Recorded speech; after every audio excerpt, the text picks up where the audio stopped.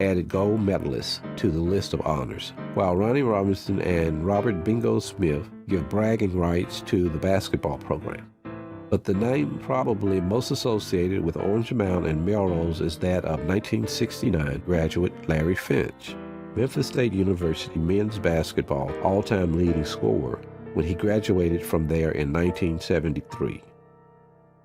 Finch returned to Memphis State 13 years later. There he would go on to win more games as the Tigers' head coach than any other in the school's history. Larry Finch never left the community where he grew up. But even for those who moved away, the bonds formed during their years at Melrose are not easily broken. There are 4 alumni chapters across the country, in Memphis, in Atlanta, in Los Angeles, and in Chicago. And I chair the Atlanta Melrose High School Alumni Committee as well. So you're always connected. You always get an opportunity to serve, whether you're in a leadership position or whether you're serving. If someone calls you and they say Melrose needs X or Melrose needs Y, we respond. Roy McLemore was my band director, and to this day, he visited me here in my office recently, and he's giving me a hard time. Well, hello, Mr. CEO, but to him, I'm still that sax student.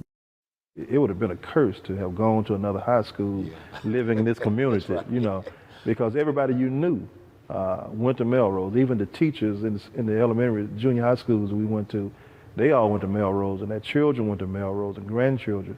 So everybody you ran into went to Melrose. And so as a child, that was one of the things that I knew I had to do. I had to go to Melrose. In 1972, Melrose High School moved to its present location on Dedrick Avenue. Other schools were opened for the 1st through 8th grade students, and classes in the Dallas Street building ended. When plans for building a new community center in its place were unveiled, neighborhood residents fought to save the historic structure.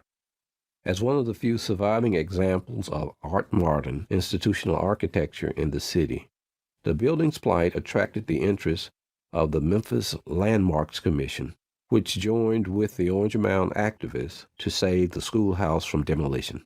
Those people were strong. They would go down and voice their opinions to the mayors and so forth, and you just don't do this to Orange Mound.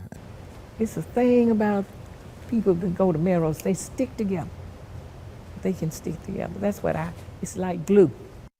Miss Alcine Arnett, she is the one who fought so diligently to make sure that the historic Melrose School building was not torn down. Very, very civic involved. She had cancer and she passed away, but she was very, very active. That's why I am just so passionate about us fulfilling her dream about creating something in that building and not tearing it up. Current plans are in the works to convert the building into a senior living center and heritage museum.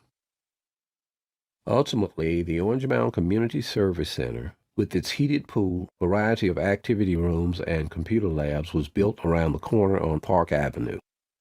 Today, the center's gymnasium occupies land once used by the earlier 11-room Rosenwald School, built in 1918. In the fall of 2011, the Smithsonian Institute selected the Orange Mound Community Center to be the only urban venue in the state to host its traveling museum series, The Way We Work.